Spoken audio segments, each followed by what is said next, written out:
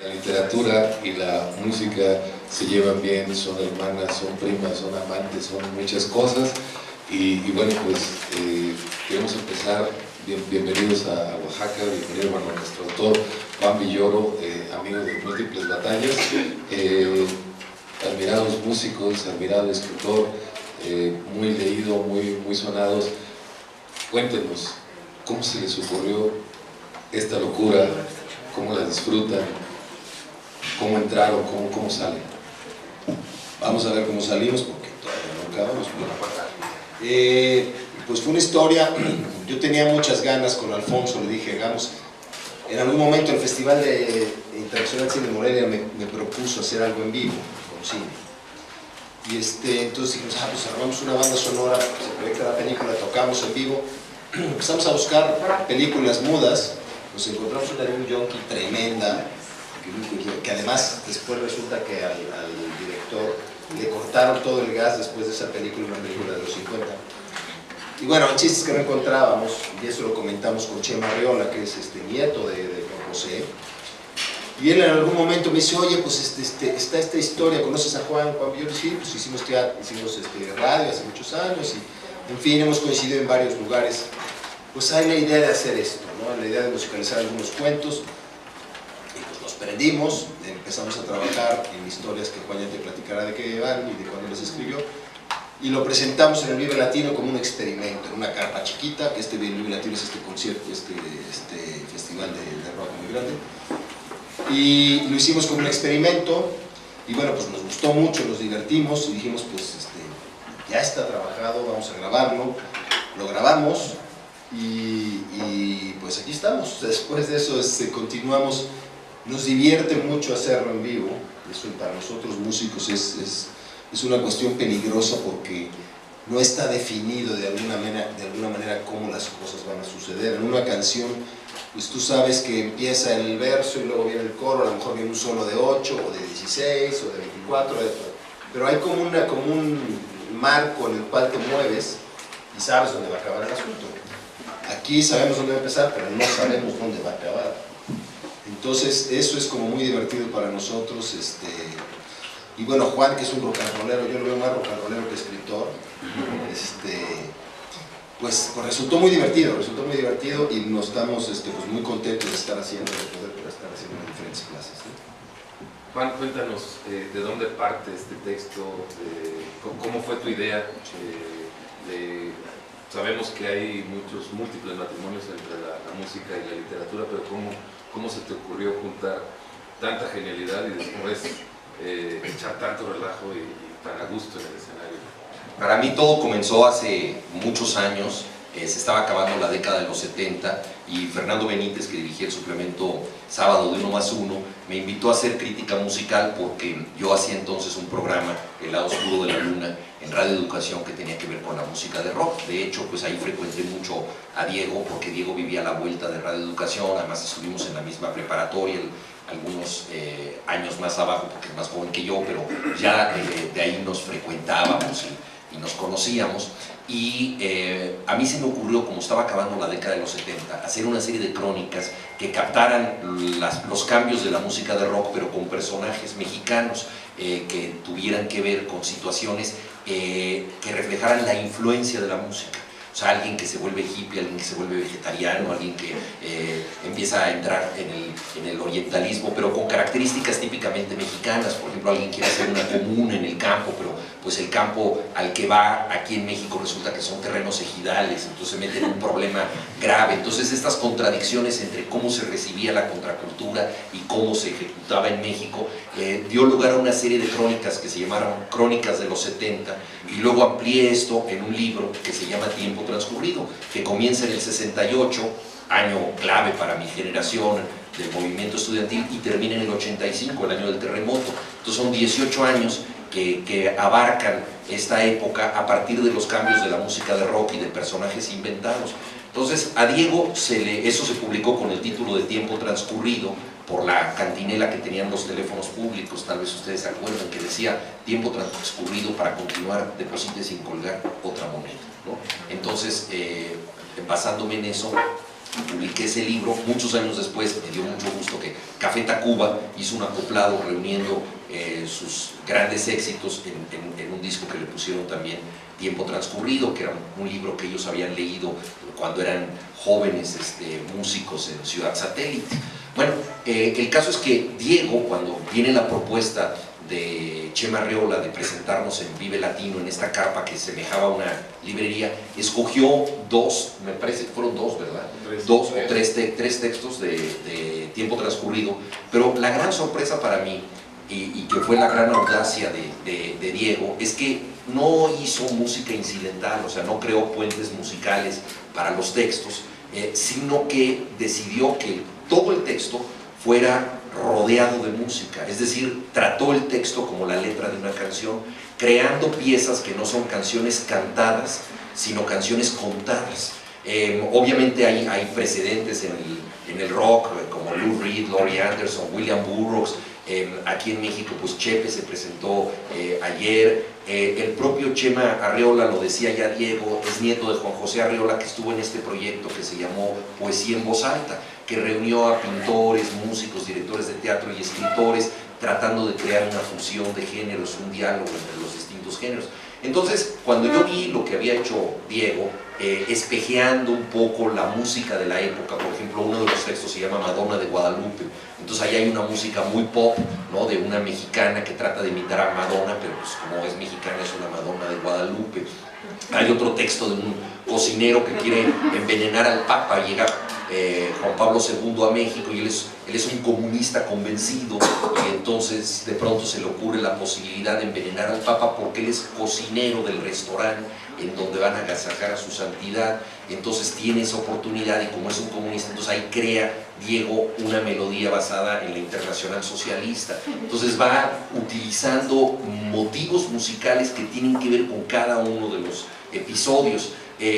Fue un resultado sorprendente para mí. Yo jamás pensé que esto pudiera involucrarme, y desde luego que fue como un sueño hecho realidad, porque todo escritor aficionado al rock pues siempre ha querido estar más cerca de la música de lo que ha estado. Yo estuve en un par de grupos, fracasé totalmente, no tengo ningún talento musical, pero la ventaja de esto es que gracias al tejido sonoro que creó Diego y al apoyo de los instrumentistas, la palabra puede convertirse en una especie de guitarra eléctrica, de un instrumento más. Esa es la idea. O sea, yo no ni recito, ni rapeo, para fortuna del público no canto, y ni siquiera me aprendí los textos de memoria. O sea, no hay una cuestión escénica, sino que debe tener el texto para mí la humildad de una lectura. Y sin embargo, siendo nada más que una lectura, puede convivir con la música.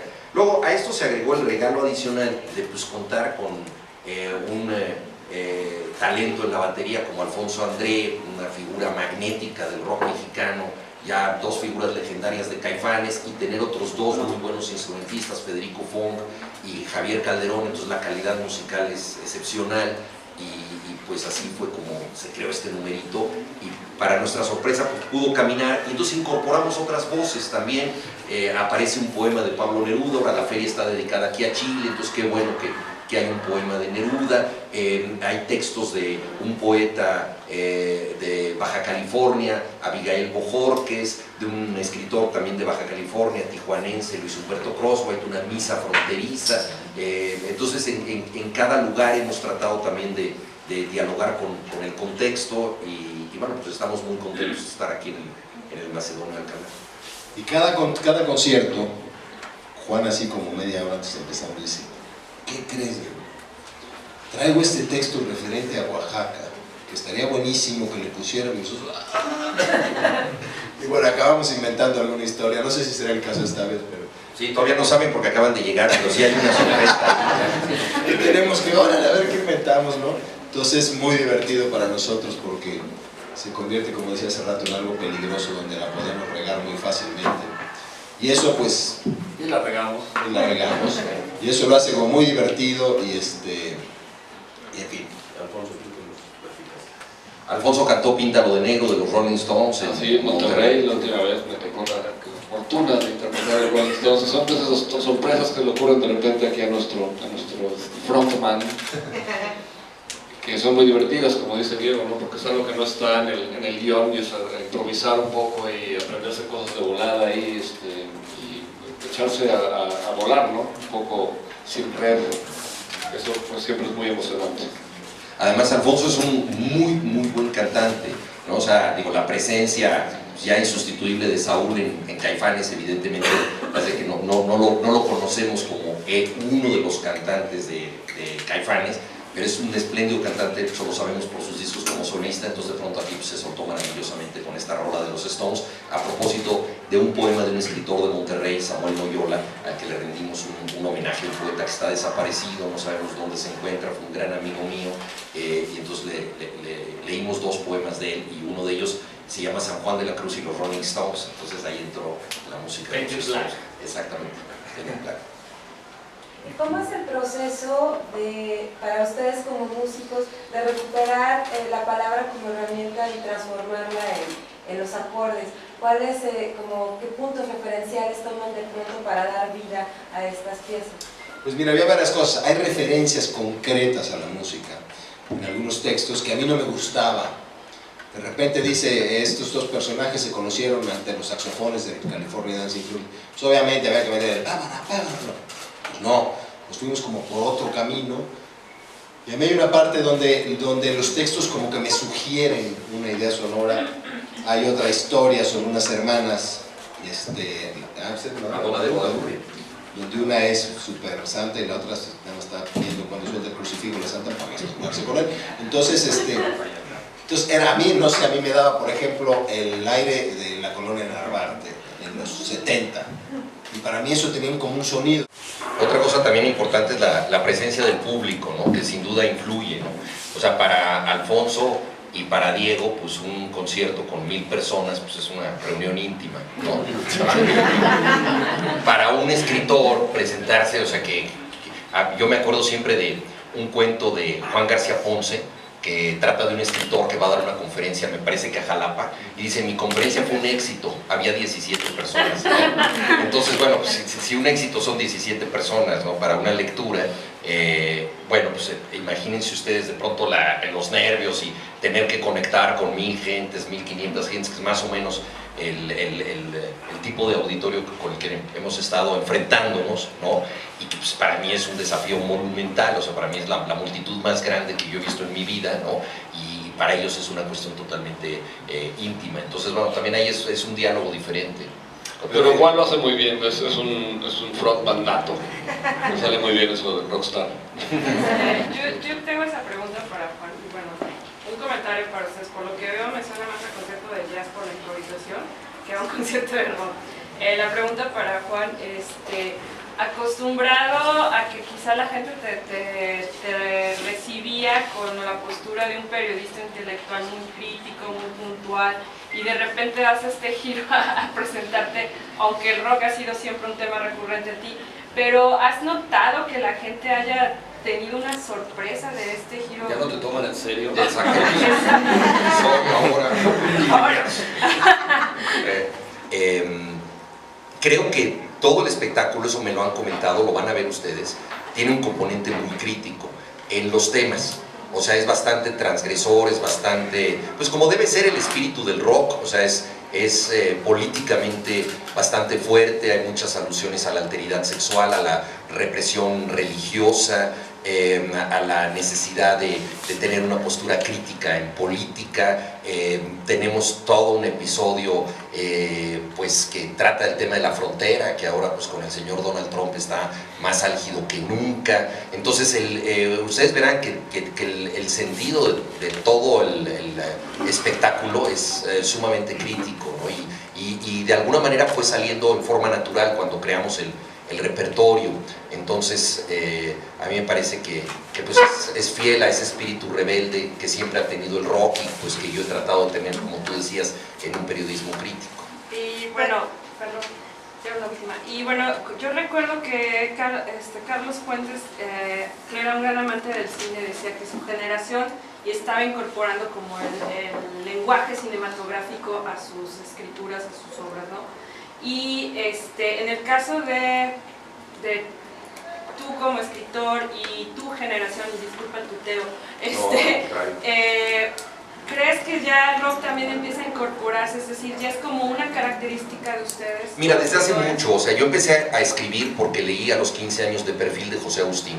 Y José Agustín escribió un libro que se llama La Nueva Música Clásica, que se refiere precisamente a la música de rock, hizo letras de canciones, escribió para la revista Piedra Rodante, tiene una novela, Se está haciendo tarde, que tiene todo un soundtrack implícito, porque van oyendo música de rock, en fin, toda la literatura de la onda, con él, con Parménides García Saldaña, el primer Gustavo Sainz, el primer Juan Tobar, dialogaron mucho con la música de rock, y más cerca de nosotros, autores como Javier Velasco, por ejemplo, él se ha presentado con Paco Huidobro del grupo Fobia, Armando Vega Gil, que formó parte de Botellita de Jerez, también se ha presentado en un contexto de literatura y música. Ayer estuvo Chepe aquí en Oaxaca, de modo que pues digamos que hay mucha gente que ha hecho cosas parecidas, ¿no? Por el lado de vincular el rock con la palabra. Y pues bueno, casualmente nosotros empezamos a hacer esto hace pues, que un año, un poco más, ¿no? 2 años ya, ¿no? Y ahora pues Bob Dylan es no solamente la leyenda de la música y de la lírica que todos nosotros conocíamos, sino también el vigente Premio Nobel de Literatura. Entonces pues estos vasos comunicantes están en el aire, están en el ambiente.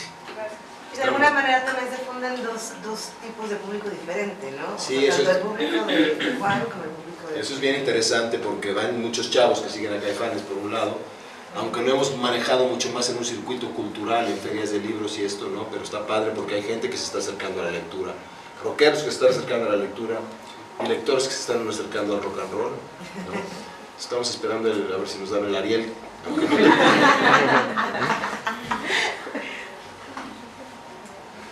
Además de estos textos, estas crónicas, estos relatos, algunas otras crónicas, trabajos que puedas poder adaptar en un futuro, también igual con los músicos que te acompañan. Pues el proyecto ha sido un poco como una bola de nieve, porque primero empezamos de a poquito en Vive Latino, luego en el Museo del Chopo grabamos un disco en vivo que ahora acompaña la nueva edición de Tiempo Transcurrido, pero hemos ido agregando otras piezas, entonces pues no sabemos hasta dónde llegará esto, ¿no? Vamos juntando materiales y bueno, y también Diego y yo tenemos planes de hacer un musical algún día de Profesor Zipper y la fabulosa guitarra eléctrica, o sea, para chavos, ¿no? Entonces, bueno. Mira, eso depende de las sorpresas de Juan.